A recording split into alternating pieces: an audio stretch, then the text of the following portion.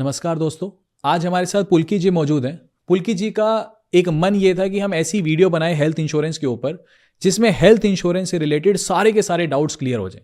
पुलकी जी काफ़ी सारे सवाल लेके बैठे हैं हेल्थ इंश्योरेंस से रिलेटेड। एक एक करके ये सारे के सारे सवाल पूछेंगे। कुछ सवाल ऐसे हैं जो लोगों ने कमेंट सेक्शन में पूछे हुए हैं, तो वो भी सवाल इस वीडियो में हम डिस्कस करेंगे।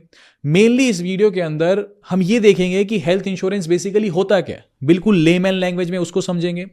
फिर हम ये देखेंगे कि जी बेस्ट हेल्थ इंश्योरेंस की जो कंपनी है, भाई हमें मान लो मुझे अपने लिए हेल्थ इंश्योरेंस पॉलिसी लेनी है, तो मेरे लिए कौन सी बेस्ट हेल्थ इंश्योरेंस कंपनी है। अच्छा, अब मान लो अगर कोई अपनी यंग एज में ले रहा है, मान लो कोई 18 साल का है, 20, 22, 25 साल का है, उसे एक हेल्थ इंश्योरेंस पॉलिसी लेनी है, तो उन्हें किन किन बातों का ध्यान रखना चाहिए। कोई एडल्ट है तो उसे किन बातों का ध्यान रखना चाहिए, और मान लो अगर कोई ओल्ड एज में जा चुका है तो उनके लिए क्या क्या फैक्टर्स इंपॉर्टेंट हो जाते हैं। और इस वीडियो में हम ये देखेंगे कि जैसे मान लो बेसिक चीजें कि क्लेम सेटलमेंट रेशो क्यों जरूरी हो जाता है, इनकड क्लेम रेशो क्या होता है। अच्छा, फिर प्री हॉस्पिटलाइजेशन एक्सपेंस और पोस्ट हॉस्पिटलाइजेशन एक्सपेंस क्या होता है। ऐसे ही मान लो नेटवर्क हॉस्पिटल्स क्यों बहुत ज्यादा इंपॉर्टेंट है। फिर मैटरनिटी बेनिफिट, रिस्टोरेशन बेनिफिट, कोपे, जितनी भी सारी बातें हैं। मतलब देखो, हेल्थ इंश्योरेंस पॉलिसी अगर हमारे को लेनी है तो पहले मुझे उसकी टर्म्स तो पता होनी चाहिए, तभी मैं ये बता सकता हूं कि मेरे लिए कौन सी चीज बेटर है। तो एक एक करके सारा हेल्थ, मतलब इसको इतना लेमैन में समझेंगे कि अगर किसी को आज तक हेल्थ इंश्योरेंस की ABCD भी नहीं पता ना, वो भी इस वीडियो में समझ जाएगा कि उसके लिए कौन सी हेल्थ इंश्योरेंस की बेस्ट पॉलिसी है।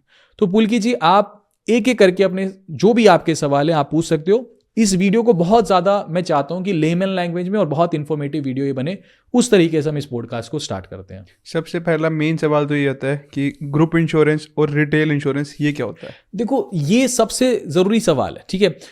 होता क्या है, देखो, एक तो होता है कि इंश्योरेंस कंपनीज है कि मान लो आप ICICI लोम्बार्ड में गए, वो इंश्योरेंस बेच रही है, ठीक है। हमें हेल्थ इंश्योरेंस लेना भी उनसे चाहिए, ठीक है जी। एक होता है ग्रुप इंश्योरेंस। ग्रुप इंश्योरेंस क्या होता है, जैसे for example let us suppose किसी को ना हम डिफेम करेंगे ना ही हम किसी को प्रमोट करेंगे, ये बस एक एजुकेशनल वीडियो है, ठीक है। अब मान लो एक्सिस बैंक का let us suppose tie up है आदित्य बिरला के साथ, ठीक है जी। एक तो ऐसा है कि आप डायरेक्ट आदित्य बिरला की साइट पे गए या जिस भी तरीके से उनके ऑफिस में गए और आपने आदित्य बिरला से एक हेल्थ इंश्योरेंस परचेज कर ली। अब वो इंश्योरेंस की कंपनी है, आपने डायरेक्ट उससे ही इंश्योरेंस का प्रोडक्ट परचेज कर लिया, अपने लिए हेल्थ इंश्योरेंस पॉलिसी परचेज कर ली, तो ये तो होगी आपकी रिटेल पॉलिसी। लेकिन अब क्योंकि एक्सिस बैंक का और मान के चलो कि आदित्य बिरला का अगर टाई अप है और आप एक्सिस बैंक में एंटर करते हो, एक्सिस बैंक के काउंटर पे जाकर के एक्सिस बैंक के एम्प्लॉय को बोलते हो कि मुझे एक हेल्थ इंश्योरेंस पॉलिसी लेनी है। अधिकतर लोगों को यही लगता है कि हेल्थ इंश्योरेंस लेना तो मतलब बैंक जाना पड़ेगा, सही बात है। और बैंक ने टाई अप कर रखा है अलग अलग हेल्थ इंश्योरेंस कंपनीज के साथ, ठीक है। तो मान लो अब एक्सिस बैंक और हेल्थ इंश्योरेंस, एक्सिस बैंक और आदित्य बिरला का टाई अप है, आप एक्सिस बैंक चले गए और एक्सिस बैंक के एम्प्लॉय ने आपको पॉलिसी तो दी आदित्य बिरला की, लेकिन पॉलिसी रिटेल पॉलिसी नहीं दी, आपको ग्रुप पॉलिसी चिपका दी। आपको क्या लगेगा कि यार इसका प्रीमियम तो बहुत कम है, ये तो बहुत बढ़िया, एक्सिस बैंक ने तो बहुत बढ़िया पॉलिसी दे दी। सम इंश्योर्ड भी मान लो उसने आपको 20-25 लाख रुपए का दे दिया और प्रीमियम मान लो 5,000 तो नहीं, मान लो 10-12 हज़ार रुपए में प्रीमियम दे दिया। तो आप कहोगे कि यार ये बहुत अच्छी चीज है, ये तो बढ़िया काम हो गया। 99% लोगों को समझ ही नहीं आता कि ग्रुप पॉलिसी क्या है और रिटेल पॉलिसी क्या है। भाई एक्सिस बैंक और आदित्य बिरला का टाई अप है, एक्सिस बैंक ने अपने बल्क नंबर ऑफ कस्टमर्स के लिए आदित्य बिरला से एक ग्रुप पॉलिसी परचेज कर ली, ठीक है जी। तो पॉलिसी नेम के अंदर वहां पे एक्सिस बैंक लिखा होगा, आपका नाम नहीं लिखा होगा, और नीचे लिखा होगा कि आप एक ग्रुप पॉलिसी का पार्ट हो, ठीक है जी। अब ये पॉलिसी का बेनिफिट क्या होता है, इस पॉलिसी के ये जो ग्रुप पॉलिसीज होती है ना, इनका बेनिफिट ये होता है कि अगर तो मान लो कोई व्यक्ति बीमार है, ठीक है जी, और उसको जल्द से जल्द ट्रीटमेंट कराना है और वो नई पॉलिसी लेना चाहता है, और मान लो बैंक, कोई भी बैंक ग्रुप पॉलिसी इशू कर देता है, तो आपकी डिजीज के लिए वेटिंग पीरियड खत्म हो जाता है। या तो वेटिंग पीरियड होगा ही नहीं या फिर 6-7 महीने का होगा। ऐसा नहीं कि 3 साल का वेटिंग पीरियड है, 4 साल का वेटिंग पीरियड है प्री एग्जिस्टिंग डिजीज के लिए। अब ये प्री एग्जिस्टिंग क्या होती है सब कुछ बताऊंगा। तो ये फायदा हो जाता है ग्रुप पॉलिसी का। लेकिन अगर मान लो कोई फिट एंड फाइन है, उसको नॉलेज ही नहीं है, ठीक है, बहुत सी जनता ऐसी है जिसको पता ही नहीं हेल्थ इंश्योरेंस होता क्या, उनको तो ये है कि बैंक में गए पॉलिसी ली, उनको क्या पता रिटेल पॉलिसी है कि ग्रुप पॉलिसी है, ठीक बात है। अब नुकसान ये है कि मान लो आज आप ये पॉलिसी ले आए, 10 साल तक आपने इस पॉलिसी के प्रीमियम भी भरे और आपने कभी मान लो बीमार नहीं हुए, बहुत अच्छी बात है, लेकिन भगवान ना करे बीच में कोई बीमार हो गया और 10 साल के बाद अब क्योंकि आप बीमार हो तो कोई नई पॉलिसी, नई कंपनी आपको लेगी भी नहीं, थोड़ी ना, क्योंकि जब कोई बीमार हो गया और आपकी एज भी बढ़ चुकी है, नई कंपनी के पास अगर आप जाओगे तो वो आपको थोड़ी ना कहेगी कि आप हमारे पास पोर्ट कर लो। लेकिन 10 साल बाद हम ये मान के चलते हैं कि अब इनका जो अलायंस है वो टूट गया। ठीक है। अब मैं बस एक एग्जांपल ले रहा हूं, मैं किसी को बस एक एग्जांपल लेके समझा रहा हूं। मान लो एक्सिस बैंक और आदित्य बिरला का लेट सपोज 10 साल बाद अलायंस टूट गया, तो उस टाइम पे आप मतलब अब आपकी कोई पॉलिसी नहीं है, एक तरह से आप ये नहीं कह सकते कि मैं पॉलिसी को पोर्ट कर लेता हूं, है ना, पोर्ट तो आप कर ही नहीं सकते। तो अलायंस टूट गया तो आपकी पॉलिसी नल एंड वॉइड होगी, बस। ये ग्रुप पॉलिसी का सबसे बड़ा नुकसान है। फिर एक सवाल ये आएगा कि भाई आप देख, ऐसे तो फिर नेगेटिव ही सोचना है, तो फिर तो आप सोचो कि डायरेक्ट आदित्य बिरला से ले लेता हूं और आदित्य बिरला कल को बंद हो जाए। बिल्कुल। देखो, लेकिन उसकी प्रोबेबिलिटी कम है। मान लो आदित्य बिरला बंद भी हो जाए तो फिर सबका बाप IRDAI तो बैठा है। जब येस बैंक के ऊपर गाज गिरी थी, जब येस बैंक एक तरह से दिवालिया हो गया था, तो किसने इंटरफेयर किया था? RBI और भारत सरकार आए थे।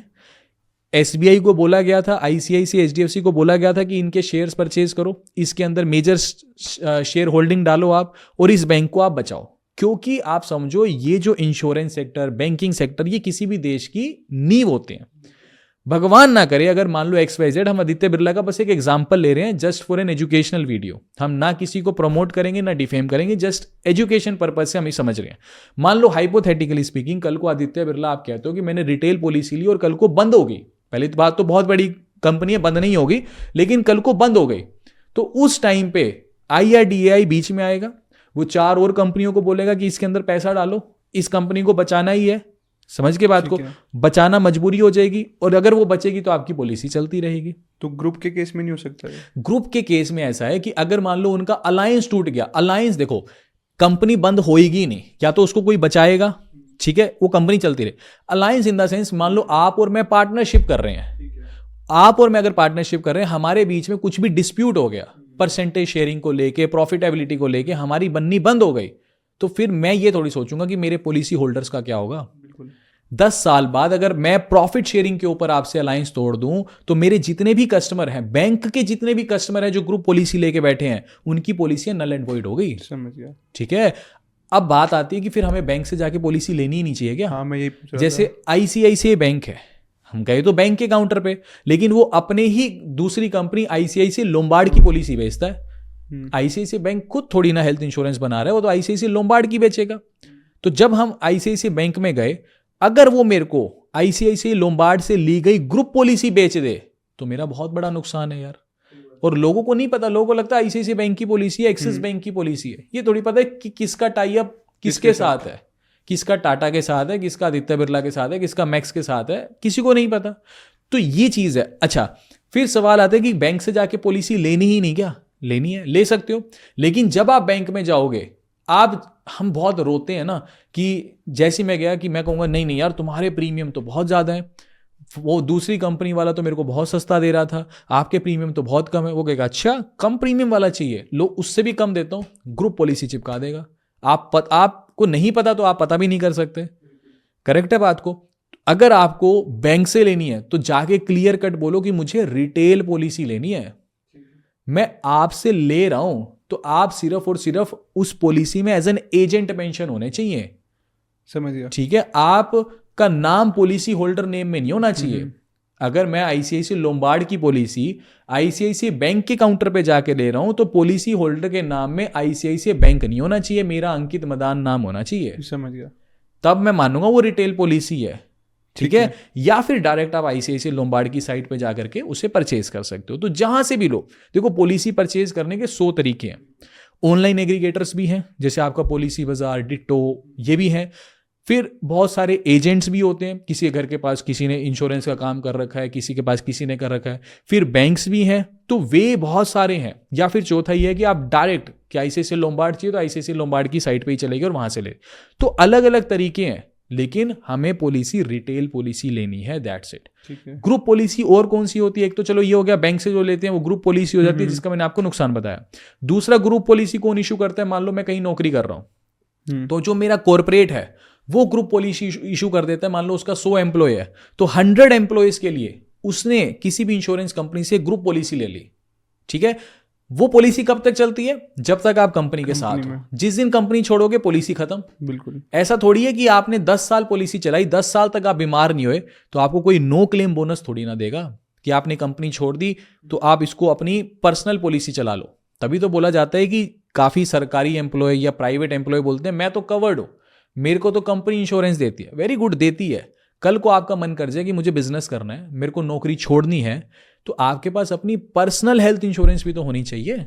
आप सिर्फ और सिर्फ कंपनी की पॉलिसी के भरोसे थोड़ी ना बैठ जाओगे। फिर आते हैं आपके दूसरे सवाल पे, ठीक है जी, कि किस एज ग्रुप के किस व्यक्ति को कौन सी पॉलिसी चाहिए। इसके अंदर दो चीजें आती हैं, पहली इंडिविजुअल पॉलिसी होती है और दूसरी फैमिली फ्लोटर होती है। बिल्कुल। जो इंडिविजुअल पॉलिसी है, जैसे मान लो अंकित मदान अपने लिए एक हेल्थ इंश्योरेंस पॉलिसी लेना चाहता है 10 लाख रुपए की, तो उसके अगेंस्ट मेरे को साल का एक प्रीमियम देना होगा और मैं 10 लाख रुपए तक सेफ हूं, ठीक है जी, कि भगवान ना करे मुझे कुछ हो तो मैं 10 लाख रुपए तक मेरी हेल्थ इंश्योरेंस कंपनी मुझे पे करेगी, ठीक है जी। अच्छा, दूसरा होता है कि फैमिली फ्लोटर, कि जिसमें मैं चाहता हूं कि मैं, मेरी वाइफ और मेरी एक बच्ची, ठीक है, हम 3 जने एक फैमिली फ्लोटर बना ले। और फैमिली फ्लोटर मान लो मैं चाहता हूं कि 30 लाख रुपए का फैमिली फ्लोटर ले लूं, ठीक है। एक तरफ तो मैं ले रहा था इंडिविजुअल 10 लाख रुपए की मैंने पॉलिसी ली, मान लो 10 लाख रुपए की ही वाइफ को दिलाई और 10 लाख रुपए की ही अपनी बच्ची को दिलाई। दूसरा मैंने एक कॉम्बो बना लिया, एक ग्रुप बना लिया 3 जनों का, 30 लाख रुपए की पॉलिसी ली, ठीक है जी। और लेकिन ये ग्रुप है, ग्रुप में ऐसा है कि जिसको भी जरूरत पड़े वो 30 लाख रुपए तक यूज कर सकता है। लेकिन जो फैमिली फ्लोटर है वो, उसका प्रीमियम सस्ता पड़ता है बजाय कि इंडिविजुअल के। लेकिन किसके लिए बेनिफिशियल है? जब आपके फैमिली फ्लोटर में सारे जने यंग हो, उनके लिए बेनिफिशियल है। अगर मैं अपनी फैमिली फ्लोटर पॉलिसी में अपने पेरेंट्स को भी ऐड कर लूं, जैसे मेरे फादर की एज 65 है, मदर की एज 58 है, अगर मैंने मदर और फादर को भी ऐड कर लिया तो 5 जने हो गए, मैं, मेरी वाइफ, मेरी गुड़िया, मेरी मदर, मेरे फादर।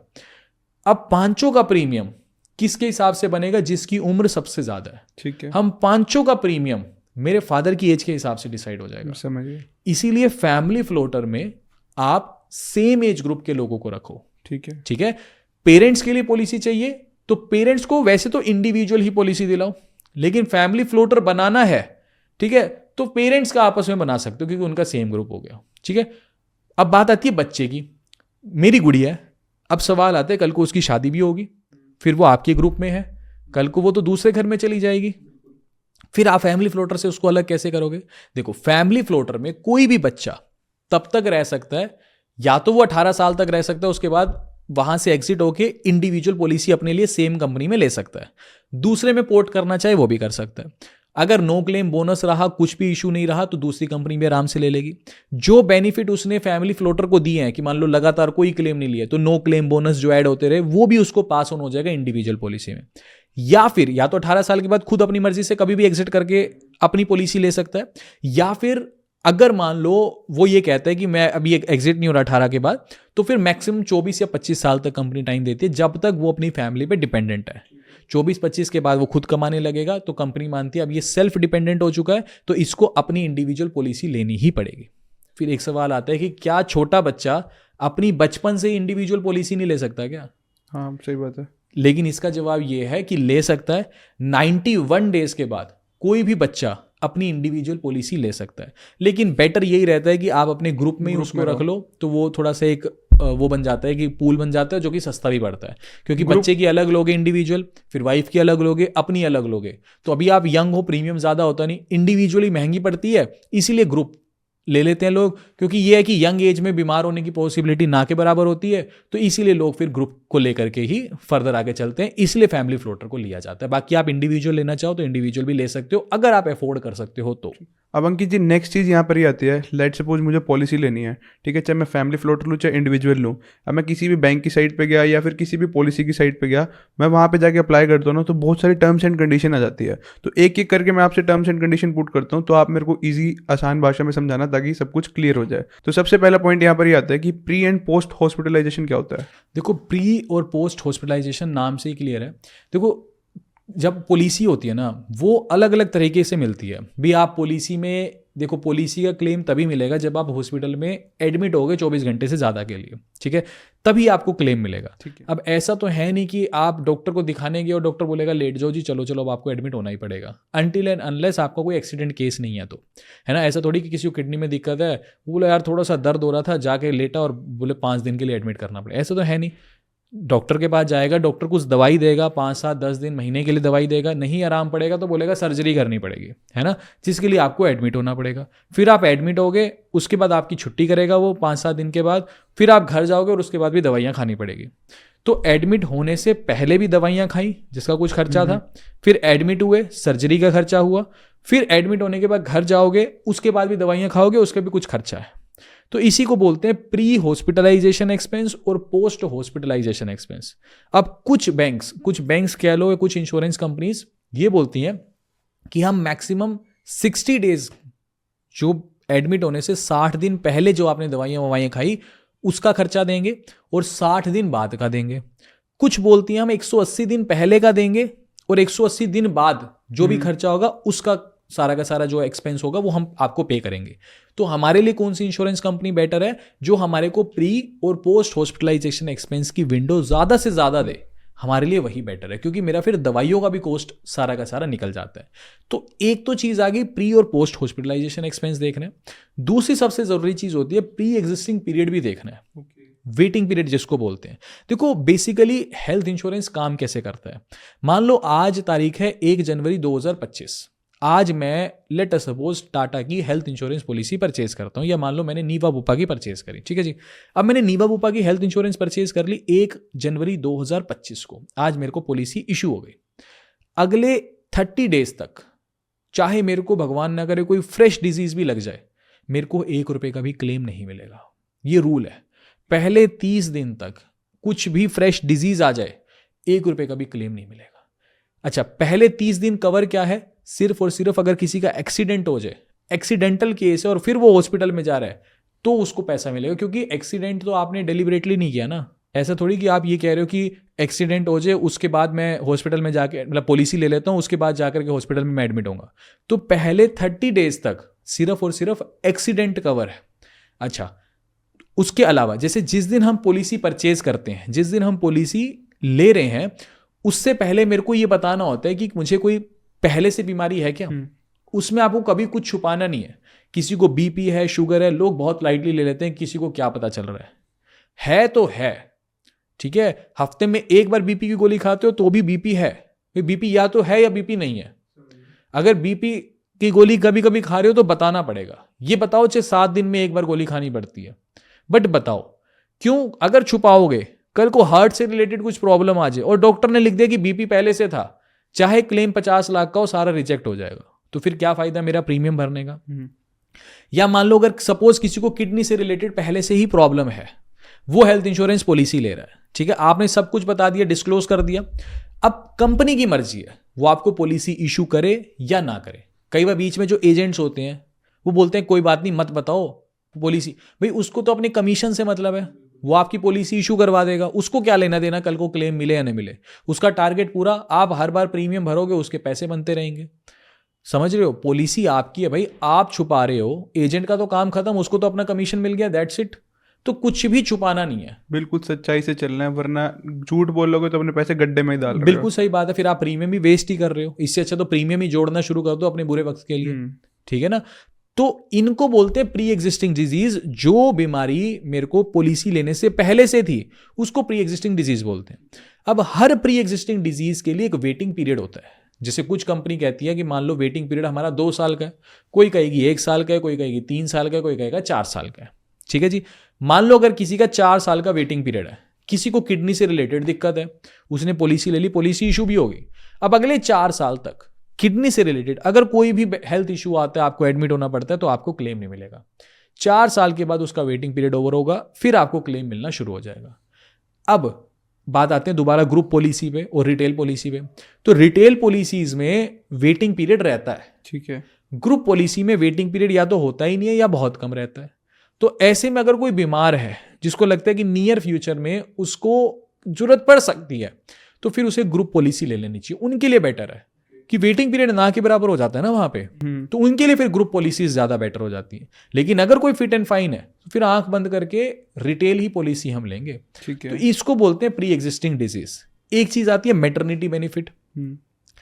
अब मैटरनिटी बेनिफिट अगर कोई मेल है, ठीक है, वो कोई पॉलिसी ले रहा है जिसमें मैटरनिटी बेनिफिट की वजह से अगर उसका प्रीमियम बढ़ रहा है तो उसके लिए तो अननेसेसरी है, वो क्या करेगा मैटरनिटी बेनिफिट का। लेकिन अगर कोई फीमेल है, मैटरनिटी बेनिफिट का भी वेटिंग पीरियड होता है। ऐसा नहीं कि आज पॉलिसी ली और अभी से ही मैटरनिटी वेटिंग मतलब बेनिफिट मिलना शुरू हो जाएगा। ऐसे तो फिर हर लड़की शादी होते ही जब वो कंसीव करने वाली होगी वो ये कहेगी चलो जी पॉलिसी ले लेते हैं, मैटरनिटी बेनिफिट तो मिल ही रहा है। किसी किसी इंश्योरेंस पॉलिसी का 2 साल का वेटिंग पीरियड होता है मैटरनिटी बेनिफिट के लिए, किसी का 3 साल का, किसी का 4 साल का। तो अगर कोई फीमेल है उसको ऐसा लग रहा है कि मान लो वो 23 साल की उम्र है, 24 साल की है, तो उन्हें ले लेना चाहिए। फिर चाहे वेटिंग पीरियड 3-4 साल, क्योंकि पता है यार 25-26 साल में शादी होगी, फिर इतने वेटिंग पीरियड भी कवर हो जाएगा और फिर जब बेबी प्लान करोगे तो आपके सारे एक्सपेंस बच जाएंगे। मैटरनिटी बेनिफिट में सारे की सारी चीज़ें आपको मिल जाती है कि दवाइयों का खर्चा, फिर डिलीवरी के दौरान अगर कुछ भी दिक्कत आ जाए या सब नॉर्मल सी सेक्शन जो भी होगा वो सब खर्चा, फिर 90 दिनों तक अगर बेबी का भी कुछ प्रॉब्लम होता है तो उसका भी सारा का सारा खर्चा, ये सब कुछ मैटरनिटी बेनिफिट के अंदर कवर होता है। तो लाइक जैसे मानो मेरी शादी नहीं हुई अभी, अब मेरे को नहीं पता कि मेरी अपकमिंग वाइफ कौन होगी, कैसे होगी। अब मानो शादी हो जाती है, उसके बाद नेक्स्ट ईयर बेबी प्लान करते हो, तो मतलब कैसे रहेगा फिर वेटिंग पीरियड का? देखो आप अभी कुछ भी नहीं कर सकते। ओके। वो तो फिर जिससे आपकी शादी होनी है उसमें समझदारी होनी चाहिए। लड़का कुछ भी नहीं कर सकता। लड़का कुछ, आप क्या कर लो, अगर आप अपनी पॉलिसी में मैटरनिटी बेनिफिट अगर मान लो, देखो कुछ पॉलिसी ऐसी होती है कि जिसमें मैटरनिटी बेनिफिट है ही है, तो मेल के तो कुछ काम का नहीं है। बिल्कुल। अगर आपकी पॉलिसी में मैटरनिटी बेनिफिट है और फीमेल की पॉलिसी में, आपकी होने वाली वाइफ जिसको आप अभी नहीं जानते, उसकी पॉलिसी में अगर मैटरनिटी बेनिफिट नहीं है तो आपका मैटरनिटी बेनिफिट उसके कोई काम का नहीं है। ओके। वो तो फीमेल की पॉलिसी में मैटरनिटी बेनिफिट होना चाहिए ना, तब फिर आपके काम की वो चीज़ है। ठीक है। अब नेक्स्ट क्वेश्चन मेरा ये आता है, लाइक कि मानो मैंने हेल्थ इंश्योरेंस ले लिया, कल को मैं बीमार पड़ गया, तो क्या मेरा हॉस्पिटल में 1 रुपया भी नहीं लगेगा? देखो ऐसा नहीं होता, थोड़ा बहुत तो बेसिक जो 1000-1500 रुपये का फाइल चार्ज होता ही है। फिर डिपेंड करता है कि आप जिस हॉस्पिटल में गए हो क्या वो उसके नेटवर्क हॉस्पिटल में आ रहा है कि नहीं आ रहा।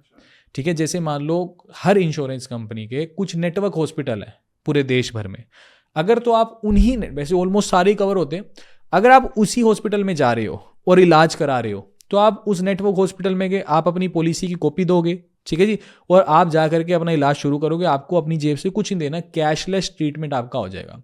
लेकिन अगर आप नेटवर्क हॉस्पिटल में नहीं आ रहे तो फिर एक बार आपको अपनी जेब से पैसा देना होगा, उसके बाद फिर वो आपको रियम्बर्स कर देंगे पैसा। ठीक है। तो इसलिए कोशिश करो जब पॉलिसी लेते हो ना तो देख लो आपके शहर में कौन सी ऐसी इंश्योरेंस कंपनी है जो सबसे ज्यादा हॉस्पिटल्स के साथ टाई अप रखती है। ठीक है। भी हम प्रेशर लेने थोड़ी जा रहे हैं। मान लो किसी को सीवियर डिजीज होगी और 1 करोड़ का खर्चा आ गया, कंपनी कहे कि हम आपको रियम्बर्स कर देंगे। अरे भाई मेरे पास 1 करोड़ होगा तो ना, मैंने पॉलिसी कराई क्यों फिर तुम्हारे से, समझ रहे हो बात को। तो वैसा करके भी एक बार अपनी जेब से पैसे दे दो का क्या मतलब, भाई आप कैशलेस करो ना, तब तो मेरा पॉलिसी लेने का फायदा है। सिंपल सी बात है, गूगल पे जाके चेक कर लो कि जिसका भी आप हेल्थ इंश्योरेंस ले रहे हो उसका इस हॉस्पिटल के साथ टाई अप है कि नहीं है, वो वहाँ पे आ ही जाएगा। बिल्कुल। अगर आपको लगता है कि है पड़ा तो वहाँ पे कैशलेस वाली चीज़ चल जाएगी। बिल्कुल।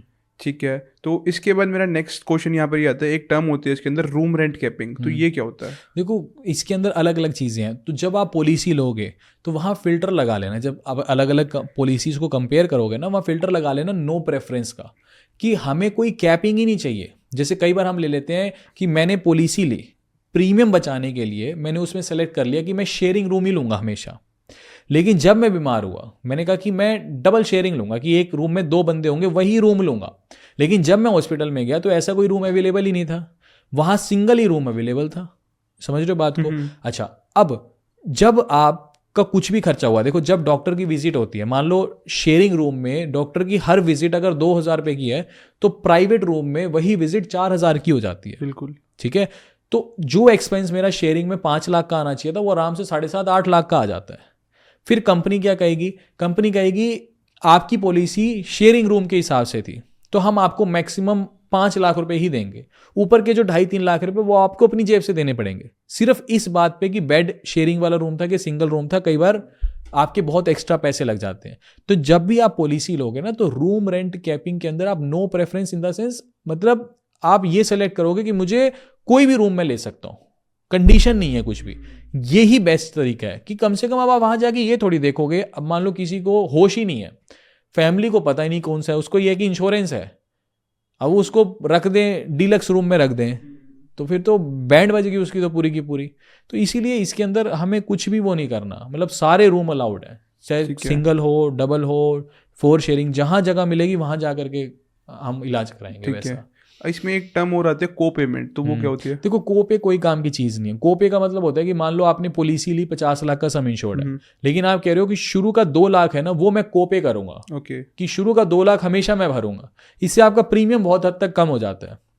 ठीक है, तो ऐसे करके को पे कुछ भी रख सकते हो। आप कहते हो शुरू का 5 लाख मैं भरूंगा तो और प्रीमियम कम हो जाएगा। अब मान लो कोई बंदा बीमार हो रहा है, किसी को डेंगू हुआ, उसने को पे रख लिया 5 लाख और पॉलिसी 50 लाख की है, डेंगू हुआ 2 लाख का खर्चा आया तो सारा अपनी जेब से भरना पड़ा। तो प्रेशर नहीं लेना, पॉलिसी होती है रिलैक्स करने के लिए। अब ऐसे एक रिस्टोरेशन बेनिफिट होता है। रिस्टोरेशन बेनिफिट का मतलब होता है कि मान लो किसी को कोई बीमारी हुई, किसी का 50 लाख का है, मान लो किसी का, छोटा एग्जांपल लेते हैं, 10 लाख का सम इंश्योर्ड है, उसको बीमारी हुई किडनी से रिलेटेड, वो हॉस्पिटल गया, एडमिट हुआ, 8 लाख का खर्चा आ गया, उसकी इंश्योरेंस से पे हो गए। अब कितना बचना चाहिए? 2 लाख। लेकिन कुछ कंपनी बोलते हैं हम इसको रीस्टोर कर देंगे, जैसे ही अब आप घर गए ना तो दोबारा रीस्टोर हो गए, वो रीफिल हो गया, अब आप दोबारा 10 लाख यूज कर सकते हो। उसी साल मान लो दोबारा बीमार हुए, दोबारा 8 लाख का खर्चा आया, दोबारा आपको पैसे दे देंगे, फिर दोबारा रीस्टोर कर देंगे, दोबारा बीमार हुए, मान लो 11 लाख का खर्चा आया, 10 लाख वहां से यूज हो गया, 1 लाख अपनी जेब से देना पड़ेगा। इसको रिस्टोरेशन बेनिफिट बोलते हैं। कुछ कंपनीज कहती हैं रिस्टोरेशन बेनिफिट देंगे लेकिन अलग अलग डिजीज के लिए देंगे। जैसे मान लो कोई किडनी का प्रॉब्लम लेके गया, 8 लाख का खर्चा आया, घर गया, रीस्टोर तो हो गया, लेकिन दूसरी डिजीज के लिए दोबारा आया, उसी साल 6 लाख का खर्चा आया लेकिन किडनी से रिलेटेड आया, तो फिर 2 ही लाख मिलेगा बचा हुआ, बाकी नहीं मिलेगा। लेकिन दूसरी बार आया 6 लाख खर्चा आया लेकिन हार्ट से रिलेटेड दिक्कत होगी, तो फिर रिस्टोरेशन बेनिफिट मिलेगा। तो हर किसी की अपनी अपनी कंडीशन है कि रिस्टोरेशन कब मिलेगा, किस कंडीशन पे मिलेगा, रिस्टोरेशन बेनिफिट है भी कि नहीं है। हमें यह देखना है कि हम जो पॉलिसी ले रहे हैं उसके अंदर हमें मैक्सिमम बेनिफिट्स मिले। समझ गया। अच्छा, दूसरी बात, जैसे एक चीज होती है top up, super top up. ठीक है, लोग क्या करते हैं 5 लाख की सिर्फ पॉलिसी ले लेंगे, सिर्फ 5 लाख की, उसके ऊपर 50 लाख का टॉपअप या सुपर टॉपअप ले लेंगे। पहली बात तो टॉपअप लेना ही नहीं चाहिए, सुपर टॉपअप ही लेना चाहिए, ये सस्ता पड़ता है। ओवरऑल पॉलिसी 55 लाख रुपए की होगी लेकिन प्रीमियम आधे से भी आधा हो गया भाई। या तो मैं डायरेक्ट 55 लाख की एक पॉलिसी लेता, उसका प्रीमियम मान लो आता, मान लो 50,000 रुपये, एक मैंने 5 लाख की पॉलिसी ली, उसके ऊपर 50 लाख का टॉपअप ले लिया, सुपर टॉपअप ले लिया, तो यही चीज मेरे को 1/4 रेट में मिल रही है। लेकिन इसके सर पैर नहीं है। कुछ लोग सोचते हैं कि फिर 5 लाख की पॉलिसी लेते हैं ना, रिस्टोरेशन बेनिफिट तो है ही है, कौन सा हम बार बार ऐसा बीमार हो रहे हैं भाई छुट्टी लेके घर आ जाएंगे, फिर रिफिल हो जाएगा, फिर छुट्टी लेके घर आ जाए। देखो, हेल्थ इंश्योरेंस सिर्फ 1 साल का कॉन्ट्रैक्ट है, लाइफ टाइम का कॉन्ट्रैक्ट नहीं है। 1 साल के बाद आपकी इंश्योरेंस कंपनी कुछ भी चेंज कर सकती है उसके अंदर, उसकी मर्जी है, कॉन्ट्रैक्ट नल एंड वॉइड भी कर सकती है।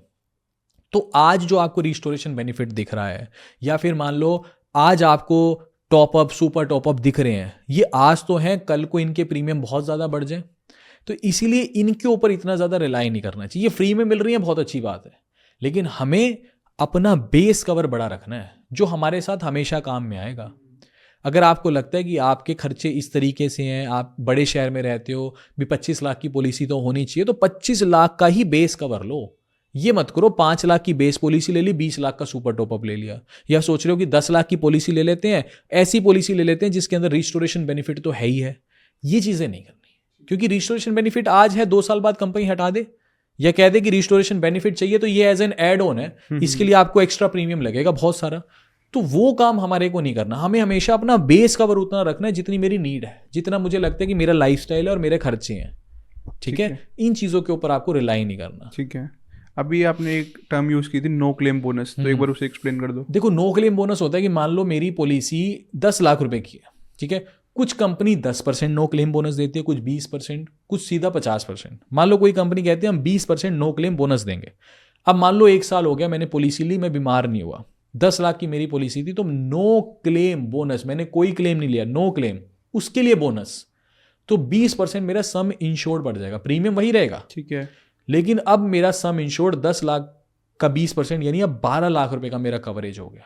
अगले साल फिर नहीं हुई तो फिर 20% बढ़ गया, फिर अगले साल फिर 20% बढ़ गया। अब मान लो कोई बीमार हो गया, तो फिर ऐसा नहीं होता कि इकट्ठा 0 हो गया और 10 ही लाख रह गया। जिस तरीके से बढ़ा है, जब जब क्लेम लूंगा उसी तरीके से एक एक करके घटता रहेगा। ठीक है, समझ गए, इसको नो क्लेम बोनस बोलते हैं। ठीक है, तो अंकित जी हम एज वाइज चलते हैं, लाइक कि कोई बंदा 18 साल तक का है तो उसको अब पॉलिसी लेनी है, तो उसको किन किन बातों का ध्यान रखना चाहिए? देखो 18 साल का है तो बल्कि अच्छी बात है, जितनी जल्दी पॉलिसी ले लोगे उतना अच्छा है। ठीक है, वैसे तो इसका ऐसा नहीं है टर्म इंश्योरेंस की तरह कि आज जो प्रीमियम फिक्स हो गया वो लाइफ टाइम फिक्स ही रहेगा। प्रीमियम्स ग्रेजुअली बढ़ेंगे, लेकिन देखो हेल्थ इंश्योरेंस और टर्म इंश्योरेंस ऐसी चीज़ है जो हर किसी के पास होनी चाहिए। हेल्थ तो मतलब देखो आप समझो कि एक बीमारी इंसान को 10 साल पीछे भी लेके जा सकती है। ठीक है। तो किस चीज़ का ध्यान रखना है ये कुछ भी नहीं है, मेन ये है कि जब आप यंग हो तो आप रिटेल पॉलिसी ही लो। ठीक है। क्योंकि उस टाइम आपके स्कोप है नहीं ना, तो आप ग्रुप के चक्रों में मत पड़ जाना। ग्रुप उनके लिए अच्छी है जो बीमार है। ओल्ड एज में अगर कोई है तो ग्रुप ले सकता है कि वेटिंग पीरियड नहीं है, कोई ऑलरेडी बीमार है तो ग्रुप ले सकता है। रिटेल पॉलिसीज में कंपनी नखरे करती है, अगर आपकी 60 साल उम्र टप गई और आपने कोई पॉलिसी नहीं ली तो रिटेल पॉलिसी इशू करती नहीं है कंपनीज जनरली। तो आप ग्रुप पॉलिसी ले सकते हो, एटलीस्ट कवर तो हो जाओगे आप। तो बस यही थोड़ी सी चीज़ है, अगर आप फिट एंड फाइन हो तो रिटेल पॉलिसी ही लेनी है। और फिर फिल्टर्स तो आपको खुद लगाने हैं। फिल्टर्स के लिए बेस्ट ये है कि आप पॉलिसी बाजार का यूज़ कर सकते हो। मैं ये नहीं कह रहा कि वहाँ से पॉलिसी परचेज ही करो, वहाँ पे ये है कि एटलीस्ट कंपेयर कर लो। खरीद तो चाहे अपने रिश्तेदार से लेना, जिससे मर्जी लेना, वहाँ पे उसका लिंक दे दूंगा डिस्क्रिप्शन में। जैसे उस पे जाओगे ना आप एटलीस्ट कंपेयर कर सकते हो, वहाँ 20-22 अलग अलग कंपनीज हैं। फिर वहाँ फिल्टर लगाने का भी ऑप्शन आता है कि आपको क्या क्या चीज़ें चाहिए, है ना, वो कंपेयर भी कर सकते हो। मान लो आपने 3 पॉलिसी सेलेक्ट कर ली, 3 पॉलिसीज को कंपेयर करके आप ये देख सकते हो कि आपके लिए कौन सी बेटर है। फिर ले चाहे कहीं से मर्जी लेना, वो आपकी चॉइस है, बट कंपैरिजन के लिए थोड़ा सा ठीक इसमें ये होता है ना, जैसे मानो कोई बंदा हरियाणा में रहता है और कोई बंदा मानो चेन्नई में रहता है, तो चेन्नई में मानो नीवा बूपा का ज़्यादा स्कोप है, हरियाणा में मैक्स का ज़्यादा स्कोप है, तो वहाँ पे पता चल जाता है कि ऑप्शंस दिखा देते हैं कि इसके अंदर ये पॉलिसी ले सकते हो, वो कर सकते हो, तो वहाँ पे बंदा कंपेयर कर सकता है। कंपेयर के लिए अच्छा है। बाकी फिर जहां आपका मन करे वहां से लेना, उसमें कोई वो ऐसा नहीं है कि कोई प्रमोशन नहीं है, बट कंपैरिजन के लिए ठीक चीज़ है बस वो थोड़ा सा। क्योंकि क्या होता है ना, लेट सपोज मुझे पॉलिसी लेनी है, अब मानो मैं किसी एजेंट से भी लेता हूँ, तो एजेंट आगे मेरे से पूछेगा कि क्या क्या चीज़ें हैं, ये चाहिए वो चाहिए। जैसे जैसे मैं उसको बोलूँगा ना कि ये भी ऐड ऑन कर दो, वो भी ऐड ऑन कर दो, साइड बाई साइड प्रीमियम भी बढ़ जाता है। राइट। तो पॉलिसी तो मेरे को अपने अकॉर्डिंग ही बनवानी पड़ेगी। बिल्कुल बिल्कुल, कि मेरे को मैंने तभी आपको ये सारी चीज़ें समझाई। अब आपको रिस्टोरेशन बेनिफिट पता है, कोपे पता है, प्री और पोस्ट हॉस्पिटलाइजेशन पता है, तो अब आप आराम से पॉलिसी को कंपेयर कर सकते हो। अब आपको दिक्कत नहीं होगी उसको समझ, इसलिए पॉलिसी समझना जरूरी है। जब आपको पॉलिसी समझ आ गई फिर आप खुद कंपेयर करके अपने लिए बेस्ट ढूंढ सकते हो। उसको मैं सीधा सीधा बोलूँगा मेरा बेस प्लान है वो ज़्यादा हाई रख, मेरे को सुपर टॉपअप वगैरह नहीं चाहिए, फ्री में मिल रहा है तो ठीक है। जो जो चीज़ें मेरे को जरूरत की है मैं उसको ये बोलूँगा, अगर फालतू की चीज़ें दिलवाऊंगा तो मेरा वो बढ़ेगा, वैसी बात है, प्रीमियम बढ़ेगा। तो वही चीज़ है ना, देखो अक्सर लोग बोलते हैं जी बेस्ट बता दो, बेस्ट नहीं होता कुछ भी। आपके लिए क्या बेस्ट है वो आप देखो। कॉमन बेस्ट थोड़ी है कि सभी दुनिया के लिए यही पॉलिसी बेस्ट है। आपकी क्या नीड है, आपकी मेडिकल कंडीशन क्या है, उस हिसाब से आप जज करोगे ना कि आपके लिए क्या बेस्ट है। अगर किसी की मेडिकल कंडीशन खराब है तो वो ग्रुप पॉलिसी ले, जहां पे उसको वेटिंग पीरियड कम से कम मिले या फिर मिले ही ना। तो हर किसी के लिए बेस्ट अलग अलग है। कोई फिट एंड फाइन है, उसके लिए सबसे बेकार ग्रुप पॉलिसी है। तो इसलिए एक कंपनी का नाम नहीं ले सकते आप, कंपेयर करो कि आपके लिए कौन सी कंपनी क्या चीजें ऑफर कर रही है, वही आपके लिए बेस्ट है।